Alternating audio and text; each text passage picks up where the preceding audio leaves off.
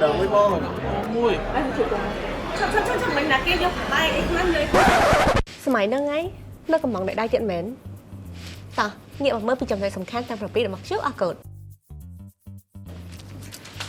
ទី1ឥឡូវទូរស័ព្ទដៃគឺជាមនុយហើយយើងអាចមើលខ្លួនឯងដែលមិនចាំបាច់ពឹងអ្នកដទៃមិនចាំបាច់ហៅបុគ្គលិកហាងម្ដងហើយម្ដងទៀតដើម្បីយកមនុយមកមើលការកំងដៃសេរីការប្រតិបត្តិការច្បាស់លាស់និងកាត់បន្ថយកំហុស 2. អាប់ដេតនៅថ្មីដែលមានភាពងាយស្រួលប្រព័ន្ធបង្ហាញតំណែងដែលលក់អស់ឬបិទចោលនៅតំណែងដែលគ្មានបុគ្គលិកហាងមិនចាំបាច់បោះស្រាយច្រើនម្ដងហើយម្ដងទៀត 3. មានជំរឿនច្រើនភាសាភ្ញៀវទេសចរក៏ងាយស្រួលក្នុងការប្រើប្រាស់គាំទ្រជំរឿនភាសាខ្មែរ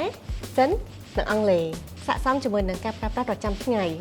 4. បន្ថែមជំរឿនការថែមគ្រឿងកំណត់ចំណាំចំណូលរសជាតិធ្វើឲ្យការកម្ម៉ង់មានភាពងាយស្រួលការគ្រប់គ្រងកំណត់ចំណាំអត់ហឹរឬក៏មិនយកខ្ទឹមអីជាដើមសមស្របជាមួយនឹងតម្រូវការរបស់ភ្ញៀវ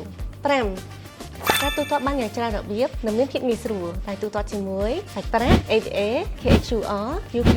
ឬកាក់បូបលុយជាដើម 6. ការកាត់បន្ថយដើមទុនលើបុគ្គលិកបង្កើនក្នុងការលក់មិនចាំបាច់ប្រើប្រាស់បុគ្គលិកច្រើនក្នុងការលក់